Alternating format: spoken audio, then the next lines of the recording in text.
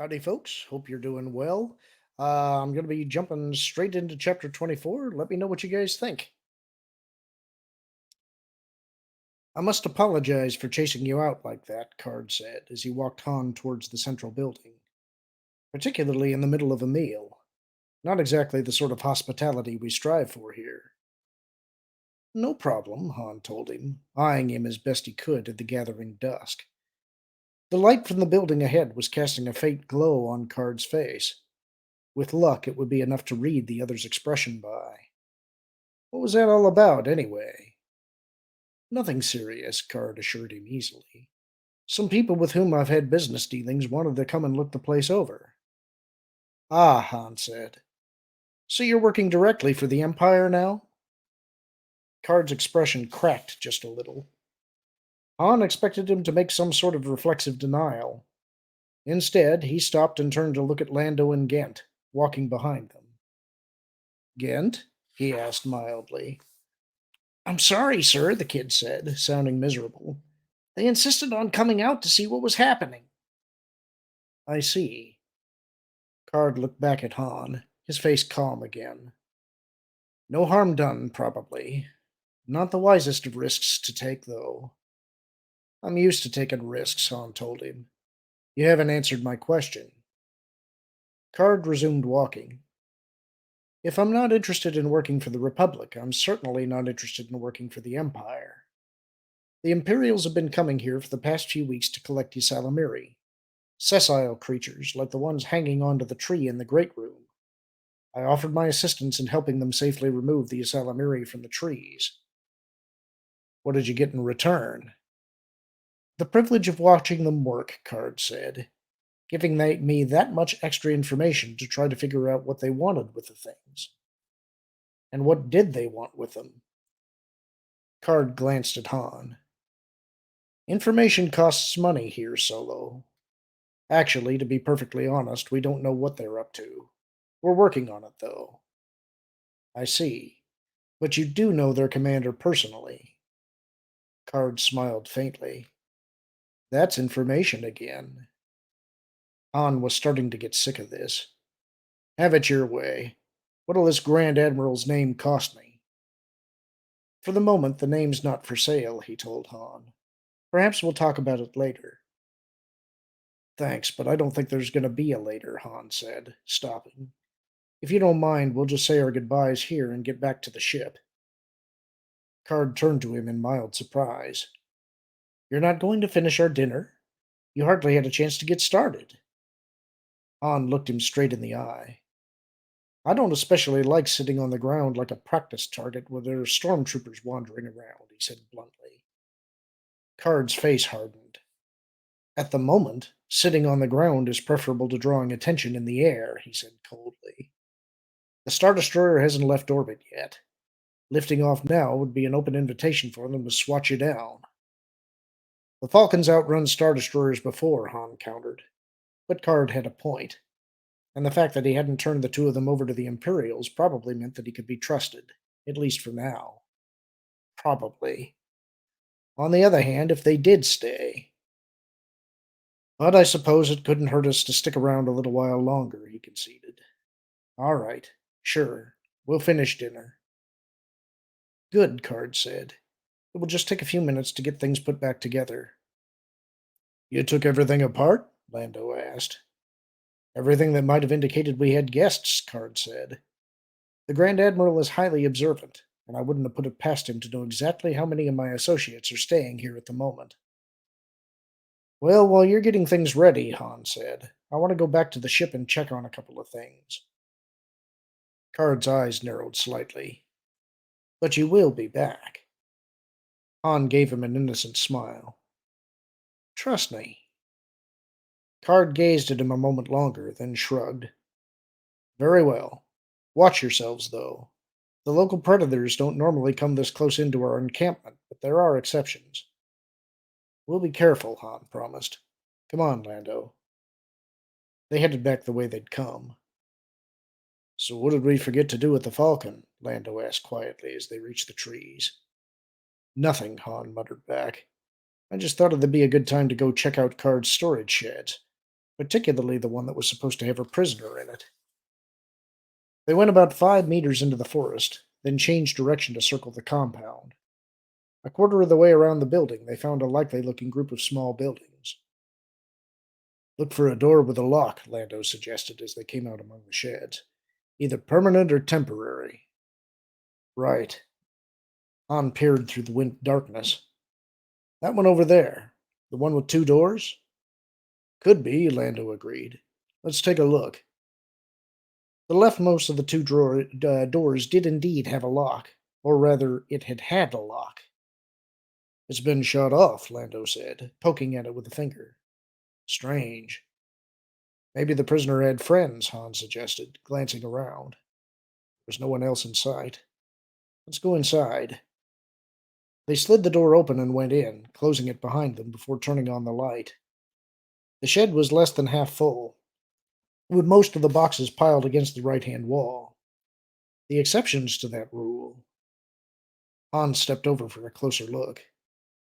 Well, well, he murmured, gazing at the removed power outlet plate and the wires poking through the great gap. Someone's been busy over here.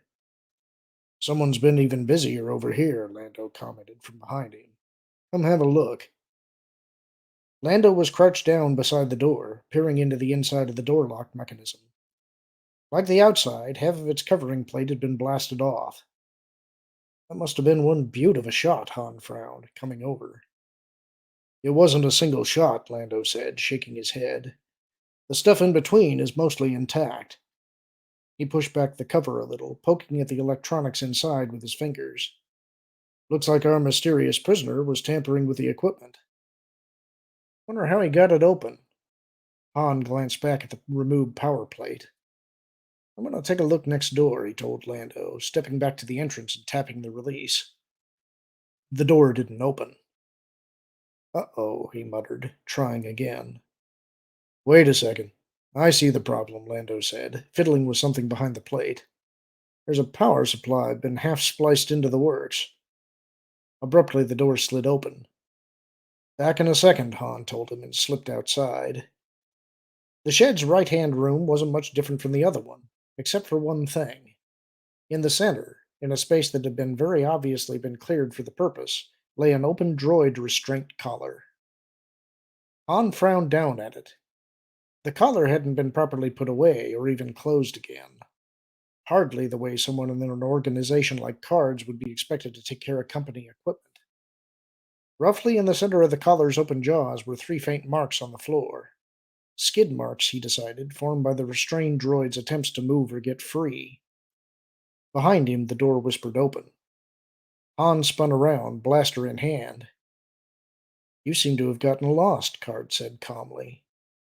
His eyes flicked around the room. And to have lost General Calrissian along the way. Han lowered the blaster.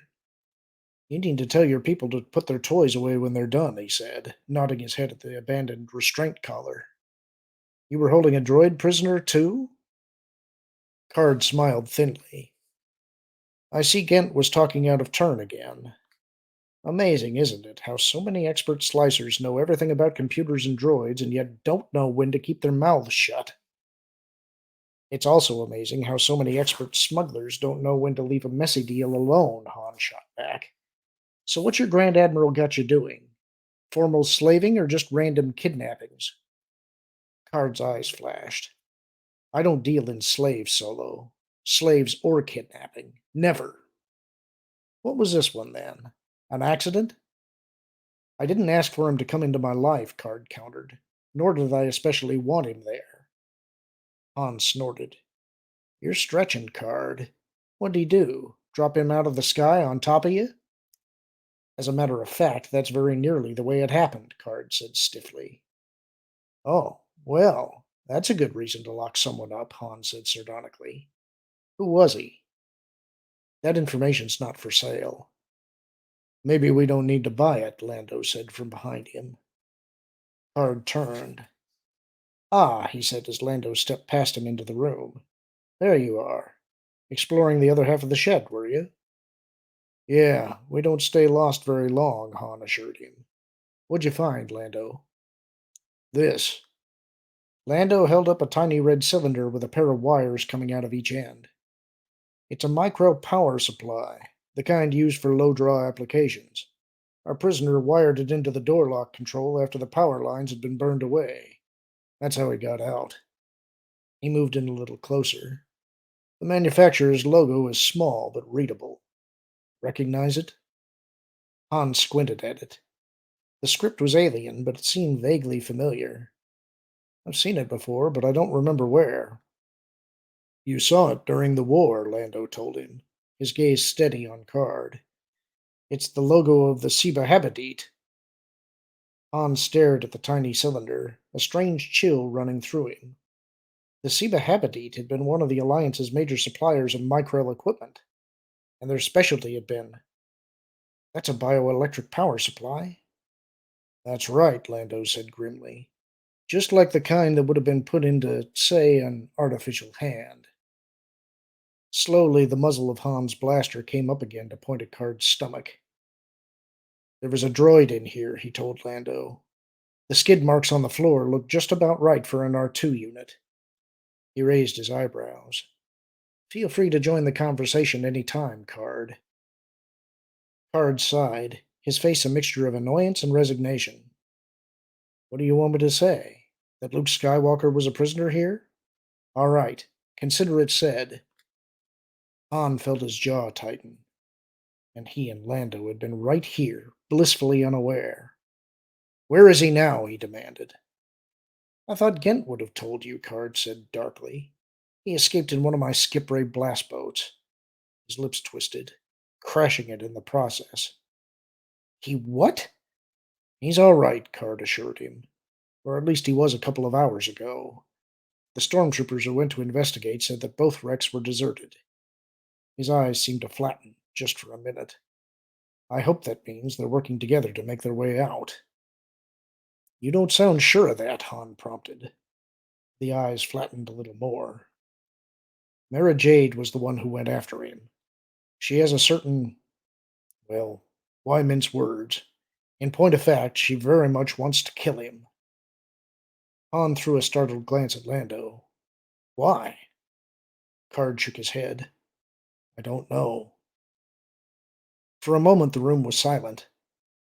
How did they get here? Lando asked. As I said, purely by accident, Card said. No, I take that back. It wasn't an accident for Mara. She led us directly to his crippled starfighter. How? Again, I don't know. He fixed Han with a hard look. And before you ask, we had nothing to do with the damage to his ship. He'd burned out both hyperdrive motivators tangling with one of the Empire's star destroyers. If we hadn't picked him up, he'd almost certainly be dead by now. Instead of roaming a forest with someone who still wants him that way, Han countered. Yeah, you're a real hero. The hard look hardened even further. The Imperials want Skywalker Solo. They want him very badly. If you look carefully, you'll notice that I didn't give him to them. Because he escaped first. He escaped because he was in this shed, Card retorted. And he was in this shed because I didn't want the Imperials stumbling over him during their unannounced visit. He paused. You'll also notice, he added quietly, that I didn't turn the two of you over to them either. Slowly, Han lowered the blaster. Anything said at the point of a gun was of course suspect, but the fact that Card had indeed not betrayed them to the Imperials was a strong argument in his favor. Or, rather, he hadn't betrayed them yet. That could always change.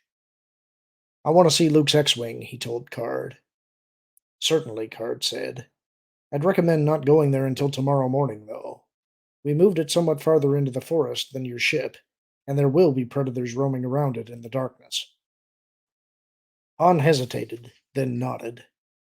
If Card had something subtle going here, he almost certainly would have already erased or altered the X-Wing's computer log. A few more hours wouldn't make a difference. All right. So what are we going to do about Luke? Card shook his head, his gaze not quite focused on Han. There's nothing we can do for them tonight. Not with the Vornsters roaming the forest and the Grand Admiral still in orbit. Tomorrow, we'll have to discuss it. see what we can come up with. His focus came back, and with it a slightly ironic smile. In the meantime, dinner should be ready by now. If you'll follow me? The dimly lit holographic art gallery had changed again, this time to a collection of remarkably similar flame shaped works that seemed to pulsate and alter in form as Pelion moved carefully between the pedestals. He studied them as he walked, wondering where this batch had come from. Have you found them, Captain? Thrawn asked as Pelion reached the double display circle. He braced himself. I'm afraid not, sir. We'd hoped that with the arrival of local nightfall we'd be able to get some results from the infrared sensors, but they don't seem able to penetrate the tree canopy either. Thrawn nodded. What about that pulse transmission we picked up just after sundown? We were able to confirm that it originated from the approximate location of the crash site, Pelion told him, but it was too brief for a precise location check. The encrypt on it is a very strange one. Decrypt thinks it might be a type of counterpart coding. They're still working on it. They've tried all the known rebellion encrypts, I presume. Yes, sir, as per your orders. Thrawn nodded thoughtfully. It looks like we're at something of a stalemate, then, Captain. At least as long as they're in the forest. Have you calculated their likely emergence points? There's really only one practical choice, Pelion said, wondering why they were making so much of a fuss over this. A town called Hilliard City on the edge of the forest and almost directly along their path. It's the only population center anywhere for more than 100 kilometers. With only the one survival pack between them, they almost have to come out there. Excellent.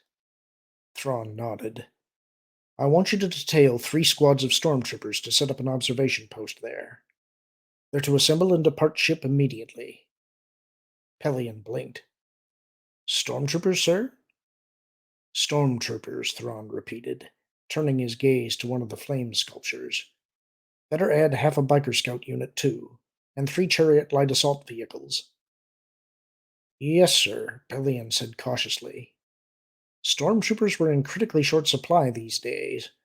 To waste them like this on something as so utterly unimportant as a smuggler squabble. Card lied to us, you see, Thrawn continued, as if reading Pelion's mind. Whatever that little drama was this afternoon, it was not the common pursuit of a common thief. I'd like to know what, in fact, it was. I don't think I follow, sir. It's very simple, Captain, Thrawn said, in that tone of voice he always seemed to use when explaining the obvious. The pilot of the chase vehicle never reported in during the pursuit, nor did anyone from Card's base communicate with him. We know that. We'd have intercepted any such transmissions. No progress reports, no assistance requests, nothing but complete radio silence. He looked back at Pelion. Speculation, Captain. Whatever it was, Pelion said slowly, it was something they didn't want us knowing about. Beyond that, he shook his head. I don't know, sir. There could be any number of things they wouldn't want outsiders to know about. They are smugglers, after all. Agreed. Thrawn's eyes seemed to glitter. But now consider the additional fact that Card refused our invitation to join in the search for Skywalker, and the fact that this afternoon he implied the search was over. He raised an eyebrow. What does that suggest to you, Captain? Pelion felt his jaw drop. You mean that was Skywalker in that skip ray? An interesting speculation, isn't it? Thrawn agreed. Unlikely, I'll admit, but likely enough to be worth following up on. Yes, sir. Pelion glanced at the chrono, did a quick calculation. Though if we stay here more than another day or two, we may have to move back the Sluice Van attack. We're not moving Sluice Van, Thrawn said emphatically. Our entire victory campaign against the rebellion begins there, and I'll not have so complex and far-reaching a schedule altered. Not for Skywalker, not for anyone else. He nodded at the flame statues surrounding them. Sluice art clearly indicates a biannual cyclic pattern, and I want to hit them at their most sluggish point.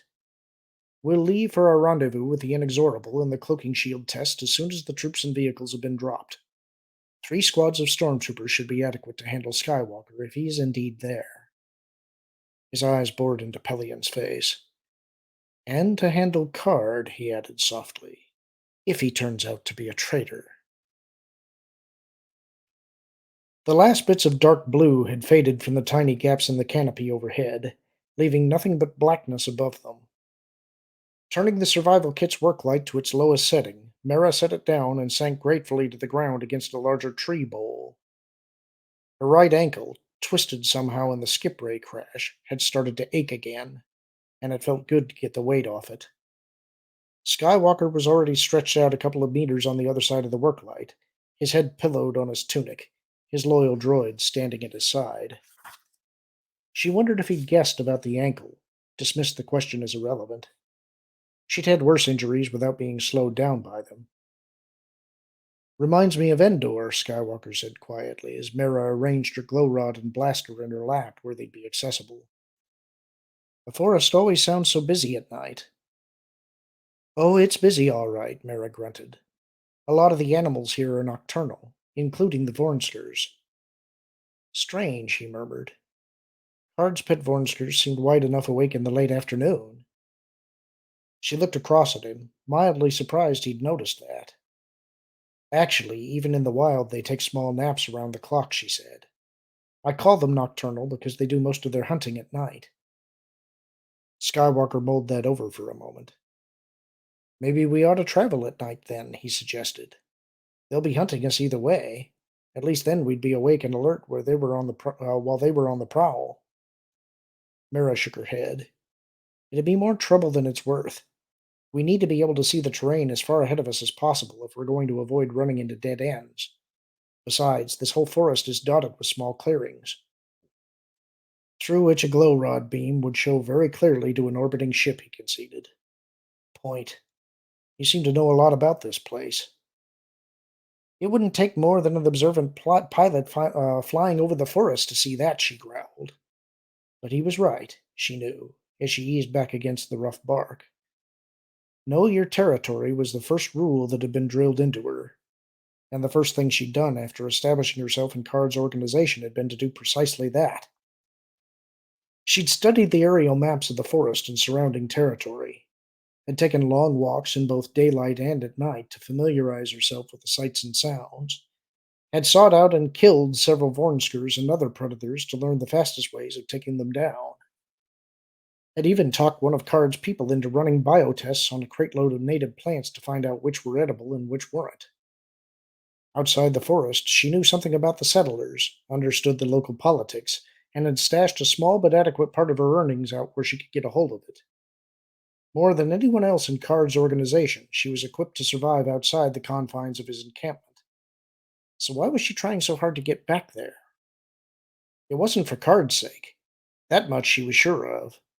All that he'd done for her, her job, her position, her promotions, she'd more than repaid with hard work and good service.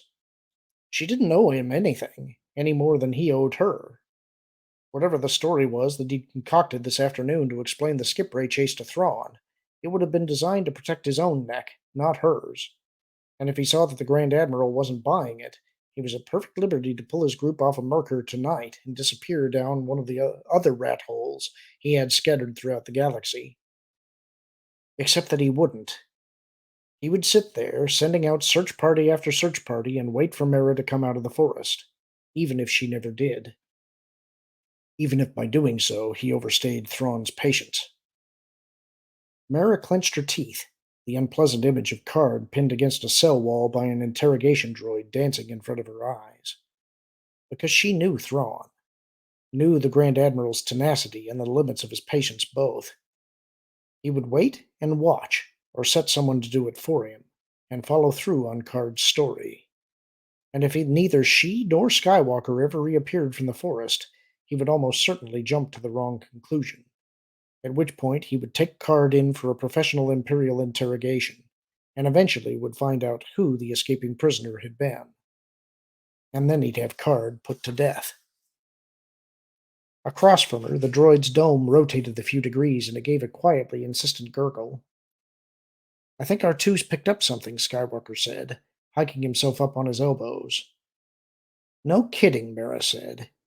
She picked up her glow rod, pointed it at the shadow she'd already seen moving stealthily towards them, and flicked it on. A Vornsker stood framed in the circle of light, its front claws dug into the ground. Its whipped tail pointed stiffly back and swaying slowly up and down. It paid no attention to the light, but continued moving slowly towards Skywalker. Mara let it get another 2 paces, then shot it neatly through the head. The beast collapsed to the ground, its tail giving one last spasmodic twitch before doing likewise. Mara gave the rest of the area a quick sweep with the glow rod, then flicked it off. Awfully good thing we have your droid's sensors along, she said sarcastically into the relative darkness. Well, I wouldn't have known there was any danger without him, Skywalker came back wryly. Thank you. Forget it, she grunted. There was a short silence. Are Card's pet Vornskers a different species? Skywalker asked. Or did he have their tails removed? Mara peered across the gloom at him, impressed in spite of herself. Most men staring down a Vornsker's gullet wouldn't have noticed a detail like that. The latter, she told him. They use those tails as whips. Pretty painful, and there's a mild poison in them, too. At first, it was just the Card didn't want his people walking around with whip welts all over them. We found out later that removing the tails also kills a lot of their normal hunting aggression. They seem pretty domestic, he agreed. Even friendly. Only they hadn't been friendly to Skywalker, she remembered. And here, the Vornsker had ignored her and gone directly for him. Coincidence? They are, she said aloud. He's thought occasionally about offering them for sale as guard animals. Never gotten around to exploring the potential market. Well, you can tell him I'd be glad to serve as a reference, Skywalker said dryly. Having looked at a Vornsker square in the teeth, I can tell you it's not something the average intruder would like to do twice. Her lip twisted. Get used to it, she advised him. It's a long way to the edge of the forest. I know. Skywalker lay back down again. Fortunately, you seem to be an excellent shot. He fell silent, getting ready to sleep, and probably assuming she was going to do the same. Wish away, she thought sardonically at him. Reaching into her pocket, she pulled out the survival kit's tube of stim pills. A steady stream of the things could ruin one's health in short order, but going to sleep 5 meters away from an enemy would ruin it a lot faster. She paused, tube in hand, and frowned at Skywalker.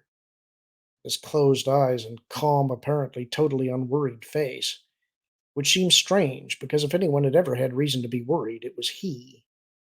Stripped of all his vaunted Jedi powers by a planet full of Ysalamiri, trapped in a forest on a world whose name and location he didn't even know, with her, the Imperials, and the Vornskers lining up for the privilege of killing him. He should by rights be wide-eyed with pumping adrenaline by now.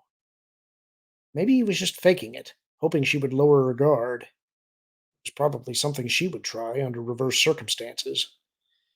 But then, maybe there was more to him than met the eye. More than just a family name, a political position, and a bag of Jedi tricks. Her mouth tightened, and she ran her fingers along the side of the lightsaber hanging from her belt. Yes, of course there was more there. Whatever had happened at the end, at that terrible, confused, life-destroying end, it hadn't been his Jedi tricks that had saved him. It had been something else. Something she would make sure to find out from him before his own end came. She thumbed a stim pill from the tube and swallowed it, a fresh determination surging through her as she did so. No, the Vornskers weren't going to get Luke Skywalker, and neither were the Imperials. When the time came, she would kill him herself. It was her right and her privilege and her duty. Shifting to a more comfortable position against her tree, she settled in to wait out the night. The nighttime sounds of the forest came faintly from the distance, mixed in with the faint sounds of civilization from the building at his back. Card sipped at his cup, gazing into the darkness, feeling fatigue tugging at him as he'd seldom felt it before. In a single day, his whole life had just been turned over. Beside him, Drang raised his head and turned it to the right. Company? Card asked him, looking in that direction. A shadowy figure, hardly visible in the starlight, was moving towards him. Card? Abe's voice called softly. Over here, Card told him. Go get a chair and join me. This is okay, Abe said, coming over beside him and sitting down cross-legged on the ground. I've got to get back to Central pretty soon anyway. The mystery message? Yeah. What in the worlds was Mara thinking of? I don't know, Card admitted. Something clever, though. Probably, Aves conceded. I just hope we're going to be clever enough to decrypt it. Card nodded. Did Solo and Calrissian get bedded down all right? They went back to their ship, Aves said, his voice scowling. I don't think they trust us. Under the circumstances, you can hardly blame them. Card reached down to scratch Drang's head. Maybe pulling Skywalker's computer logs tomorrow morning will help convince them we're on their side.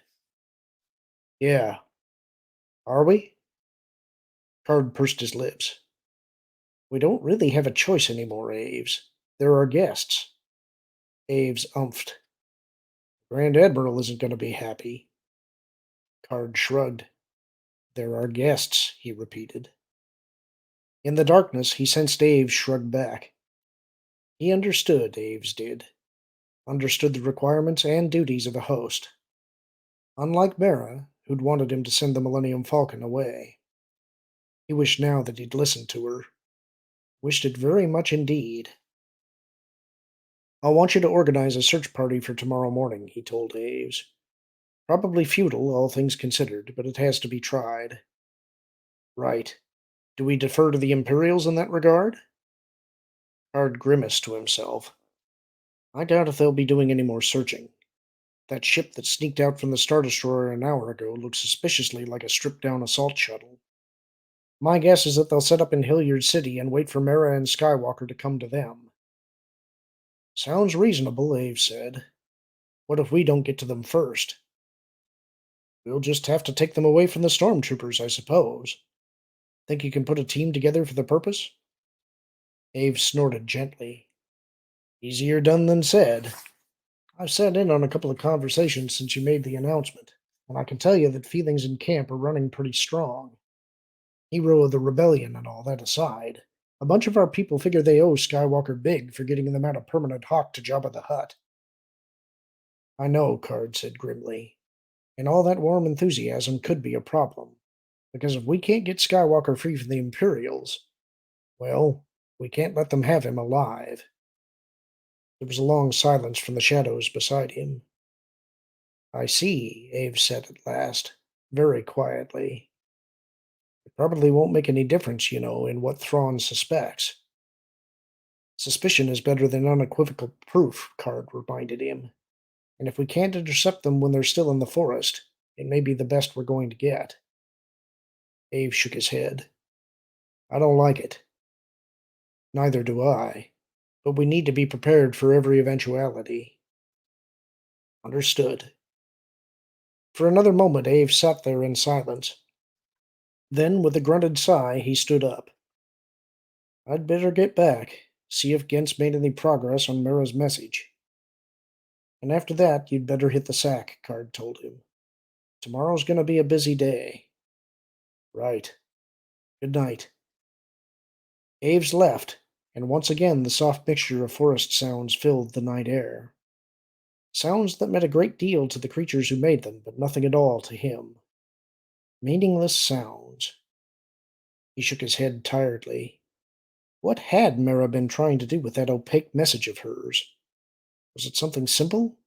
Something that he or someone else here ought to be able to decrypt with ease? Or had the lady who always played the sabacc cards close to her chest finally outsmarted herself? In the distance, a Vornsker emitted its distinctive cackle purr. Beside his chair, Drang lifted his head. Friend of yours? Card inquired mildly, listening as another Vornsker echoed the first cry. Sturm and Drang had been wild like that once, before they'd been domesticated.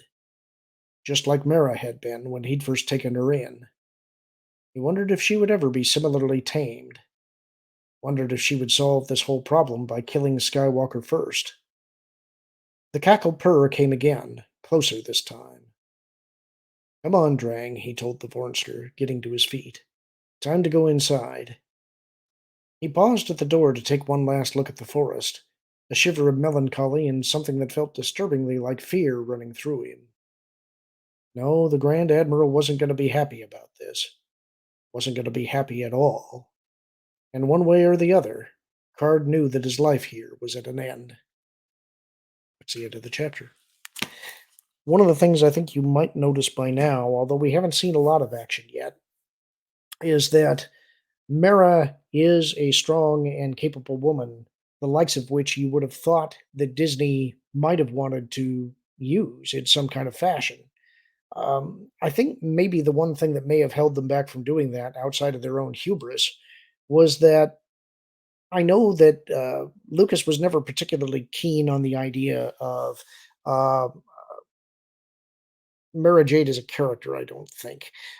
He was obviously aware of her, that she was a very popular character, but I think that for one reason or another, it didn't quite jive with his vision of the Star Wars galaxy. There were a few things that he objected to. One is the Salamiri themselves.